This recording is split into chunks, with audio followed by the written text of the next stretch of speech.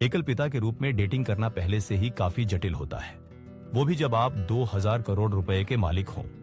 Lucas Bennett ने डीकडिडीवे अनुभव से सीखा था कि पहले डेट पर अपने बेनेट टेक्नोलॉजीज के सीईओ होने का जिक्र करने से रिश्ते उनके बैंक बैलेंस से ज्यादा उनके दिल से जुड़ते नहीं थे। इसलिए जब उनकी बहन ने उन्हें अपनी दोस्त की सहकर्मी सोफिया से मिलाने का सुझाव दिया तो उन्होंने एक अलग तरीका अपनाने का फैसला किया। बच्चियों, याद रखो हमने क्या बात की थी। लुकास ने अपनी 4 साल की जुड़वा बेटियों एम्मा और लिली से फुसफुसाते हुए कहा, जबकि वे रोजवुड कैफे की कोने वाली टेबल की तरफ जा रहे थे। आज डैडी सिर्फ लुकास है जो कंप्यूटर्स पर काम करता है, कोई बड़ी कंपनी का बॉस नहीं। एम्मा, जो अपने गुलाबी स्टफ्ड रैबिट को कसकर पकड़े हुए थी, ने गंभीरता से सिर हिलाया। और हम छोटे अपार्टमेंट में रहते हैं, नहीं तो बड़े घर में। बिल्कुल सही बेटी, लुकास ने पुष्टि की। हालांकि उन्हें अपनी बेटियों को इस छोटी सी धोखेबाजी में शामिल करने का अपराध बोध हो रहा था। उन्होंने अपने सबसे कैजुअल सफेद शर्ट और सबसे पुराने जीन्स पहने थे, महंगा घड़ी घर पर छोड़ ही थी और आम पड़ोस के इस रेस्तरां को चुना था बजाय अपने आम अपस्केल जगहों के। कोने वाली बूथ से उठ रही महिला उससे कहीं ज्यादा खूबसूरत थी जितना उसकी बहन ने बताया था। सोफिया मार्टिनेज, लगभग 28-29 साल की, लहराती सुनहरी बालों वाली, एक एलिगेंट मिंट ग्रीन स्कर्ट और क्रिस्प सफेद ब्लाउज में पूरी तरह प्रोफेशनल और सोफिस्टिकेटेड लग रही थी। वो ऐसी महिला लग रही थी जो आमतौर पर यह जानते ही दिलचस्पी खो देती है कि वो 2 छोटी बच्चियों और एक जटिल शेड्यूल के साथ आता है। तुम लुकास ही होगे, सोफिया ने एक गर्म मुस्कान के साथ कहा, जो उसे तुरंत सहज कर गई। और ये तो मशहूर एम्मा और लिली होंगी जिनके बारे में मैंने बहुत सुना है। लुकास को हैरानी हुई कि कितनी नेचुरली वो उनकी बेटियों से बात कर रही थी, उनके स्तर पर घुटनों के बल बैठकर, बजाय आम ऑकवर्ड अडल्ट्स ओनली अभिवादन के। मैं एम्मा हूं, जुड़वा में से एक, जो गुलाबी ड्रेस में थी, ने घोषणा की अपने स्टफ्ड एनिमल को उठाते हुए। ये है बनी और वो लिली है। हेलो एम्मा और बनी, सोफिया ने सीरियसनेस से जवाब दिया। और हेलो लिली, मैं तुम तीनों से मिलकर बहुत उत्साहित हूं। जैसे जैसे वे बूथ में बैठे, लुकास को यह देखकर प्रभावित हुआ कि सोफिया कितनी आसानी से उनकी बेटियों से जुड़ रही थी। उसने उनके पसंदीदा खेलों के बारे में पूछा, एम्मा की बनी की एलेबोरेट कहानी को ध्यान से सुना और लिली को चिल्ड्रंस मेन्यू पर कलर करने में मदद की, बिना किसी बेचैनी या असहजता के। तो लुकास, सोफिया ने कहा जब लड़कियां कलरिंग में मशगूल हो गईं, तुम्हारी बहन ने बताया था कि तुम टेक्नोलॉजी में काम करते हो।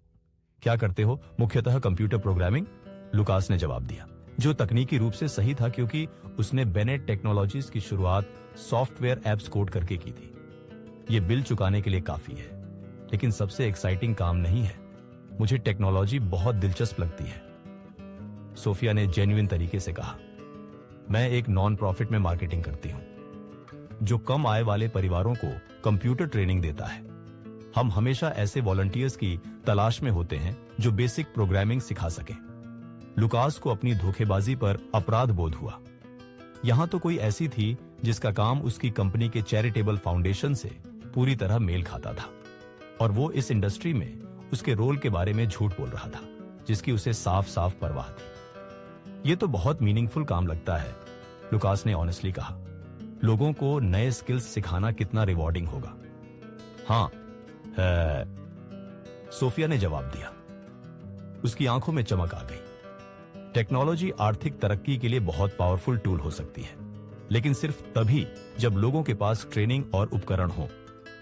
लंच आगे बढ़ते हुए लुकास को सोफिया की काम के प्रति पैशन, उसकी बेटियों से इजी रपोर्ट और उसकी सामग्री दिखाने वाली चीजों में कोई दिलचस्पी न होने से आकर्षित हुआ। उसने एम्मा के केयरफुल कलरिंग की तारीफ की बजाय रेस्तरां की, काम और पेरेंटिंग को बैलेंस करने के बारे में थॉटफुल सवाल पूछे बजाय उसकी कमाई के और अच्छी बातचीत के सिंपल सुख से खुश लगी। जब बिल आया, लुकास ने जानबूझकर अपनी वॉलेट चेक करने का नाटक किया, जैसे वो चिंतित हो।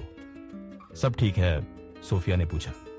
उसकी एक्सप्रेशन देखकर मुझे बहुत शर्म आ रही है, लुकास ने कहा, ऑथेंटिक वरीड लगने की कोशिश करते हुए। मैंने सोचा था कि मेरे पास लंच के लिए काफी कैश है, लेकिन लगता है कि मैं एक 600 रुपए कम हूं।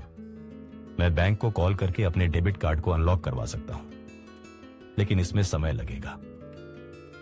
उसने सोफिया के चेहरे को ध्यान से देखा, सोचते हुए कि यह वो पल होगा जब उसकी पॉलिटे इंटरेस्ट नाराजगी या निराशा में बदल जाएगी। लेकिन इसके बजाय सोफिया ने बिना हिचकिचाए अपना पर्स निकाला। चिंता मत करो, उसने आसानी से कहा, आज का लंच मैं दूंगी। मैं तुमसे हमारी पहली डेट का खर्च नहीं करवा सकता। लुकास ने विरोध किया, हालांकि उसके दिल में उसकी जेनरोसिटी से गर्माहट आ गई। क्यों नहीं? सोफिया ने मुस्कुराते हुए पूछा। लुकास, तुम एकल पिता हो जो 2 खूबसूरत बेटियों को पाल रहे हो और काम करके उनका साथ दे रहे हो। मैं तो कम से कम उन लोगों के लिए लंच दे सकती हूं जिनके साथ समय बिताना मुझे अच्छा लग रहा है। लेकिन यह तो मेरा ट्रीट होना था, लुकास ने कहा, उसकी काइंडनेस से सच में प्रभावित होकर। अन्य ट्रीट्स होंगे, सोफिया ने कॉन्फिडेंटली कहा, फिर खुद को संभालते हुए। मेरा मतलब है, अगर तुम चाहो तो मैं तो बहुत ज्यादा देखना चाहूंगी। लुकास के सीने में कुछ बदल गया। ज्यादातर महिलाएं या तो उसकी बच्चियों से परेशान हो जाती या उन्हें रिश्ते की रुकावट मानती। सोफिया उन्हें उसके परिचय का अहम हिस्सा लगती थी। कोई कॉम्प्लिकेशन नहीं, मैं भी बहुत ज्यादा चाहूंगा, लुकास ने कहा, पूरी ईमानदारी से। अगले हफ्तों में लुकास ने अपनी धोखेबाजी जारी रखी, जबकि वो सच में एक ऐसी महिला से प्यार करने लगा जो महंगे डिनर की उम्मीद नहीं करती, बल्कि पिकनिक लंचेस पैक करती। लड़कियों के लिए किताबें लाती बजाय उसके लिए फूलों के, और कभी उसकी रहने की जगह, कार या फाइनेंशियल प्रोस्पेक्ट्स के बारे में नहीं पूछती।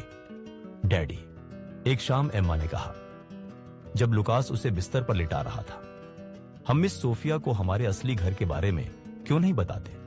लुकास को अपनी धोखेबाजी का बोझ हर दिन और भारी होता महसूस हो रहा था। यह जटिल है, प्यारी। कभी कभी बड़े लोग महत्वपूर्ण बातों को लेकर पूरी तरह निश्चित होना चाहते हैं, तभी वे सब कुछ बता पाते हैं। लेकिन मिस सोफिया बहुत अच्छी है, लिली ने अपने जुड़वां बिस्तर से कहा। वे हमें किताबें लाती हैं और नए खेल सिखाती हैं। मुझे लगता है कि उन्हें हमारा असली घर भी बहुत पसंद आएगा। लुकास को एहसास हुआ कि उसकी बेटियों ने अपनी सरल समझदारी से उसकी समस्या को बिल्कुल सही पहचान लिया था। सोफिया ने कई बार अपना चरित्र साबित कर दिया था और अब उनसे झूठ बोलते रहना उनके दिए गए विश्वास की धोखेबाजी बनता जा रहा था। अगली सुबह लुकास ने एक ऐसा फैसला किया जो उसे उतनी ही डराता था जितना उत्साहित करता था। उसने सोफिया को खाने पर नहीं, किसी साधारण रेस्तरां में, बल्कि अपने असली घर पर बुलाया, जो पहाड़ियों में फैला हुआ विशाल एस्टेट था और जो उसकी वास्तविक आर्थिक स्थिति को दर्शाता था। मेरे पास तुम्हें बताने के लिए कुछ महत्वपूर्ण बात है, लुकास ने कहा, जब सोफिया उसकी शानदार मुख्य गेट पर पहुंची और उसका चेहरा भ्रम से समझदारी की ओर बदलता हुआ दिखा, क्योंकि वह उस महलनुमा घर को देख रही थी। तुम वाकई कोई साधारण कंप्यूटर प्रोग्रामर नहीं हो, है ना? सोफिया ने धीरे से पूछा। मैं बेनेट टेक्नोलॉजीज का सीईओ हूं, लुकास ने कबूल किया, उसे खूबसूरत फोयर में ले जाते हुए। मैंने झूठ बोला क्योंकि मैं जानना चाहता था कि क्या तुम मुझसे और लड़कियों से हमारे वास्तविक स्वभाव के लिए प्यार कर सकती हो, न कि हमारी संपत्ति के लिए। सोफिया चुप रही, इस खुलासे को सोच रही। लुकास, मैं समझती हूं कि तुम्हें मुझे परखने की जरूरत क्यों महसूस हुई, लेकिन मुझे पूछना होगा, क्या तुमने सोचा कि मैं तुम्हारे पैसे में दिलचस्पी रखूंगी? अनुभव, लुकास ने ईमानदारी से कहा। बहुत सी रिश्ते ऐसे खत्म हो गए जहां महिलाओं को पता चला कि डेटिंग का मतलब मेरा समय एम्मा और लिली के साथ बांटना, या वे सिर्फ मेरी दौलत जानकर शुरू हुई। और तुम्हारी परख ने तुम्हें मेरे बारे में क्या बताया? सोफिया ने पूछा। कि तुम वही महिला हो जिसकी मुझे उम्मीद थी, लुकास ने जवाब दिया। वह जो लोगों में मूल्य देखती है, न कि संपत्ति में, जो मेरी बेटियों से उनके असली रूप में प्यार करती है, जो लंच का बिल चुकाए बिना कोई सोच विचार किए। सोफिया मुस्कुराई, हालांकि लुकास देख सकता था कि वह अभी भी उसके धोखे के नतीजों को सोच रही थी। लुकास, मैं तो एक ऐसे एकल पिता से प्यार करती हूं जो अपनी बेटियों के लिए मेहनत से काम करता है और उन्हें सच्चा प्यार करता है। तुम्हारा बैंक बैलेंस उसमें कुछ नहीं बदलता। और यह कि तुमने मुझसे झूठ बोला, लुकास ने पूछा। उसे जानने की जरूरत थी कि क्या उसका धोखा कुछ अनुचित तोड़फोड़ कर गया था।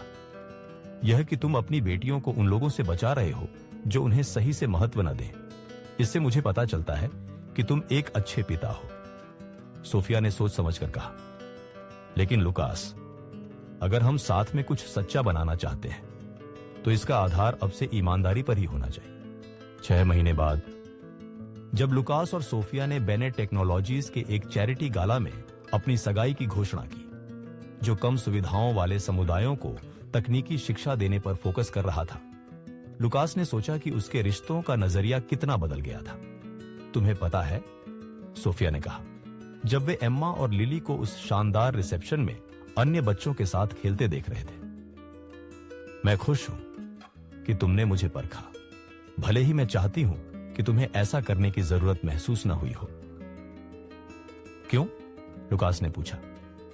क्योंकि अब तुम जानते हो कि मैं उस आदमी से प्यार करती हूं जो बेड टाइम स्टोरीज सुनाता है और स्टफ्ड एनिमल्स के लिए मूर्खतापूर्ण आवाजें बनाता है, सोफिया ने जवाब दिया। सीईओ वाला हिस्सा तो सिर्फ तुम्हारा काम है, पिता वाला हिस्सा वही है जो तुम असल में हो।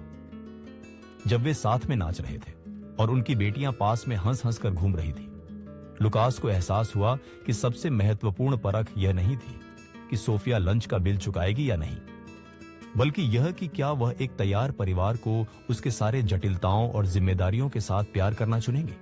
उसने वह परख हर रोज पास की थी जब से वे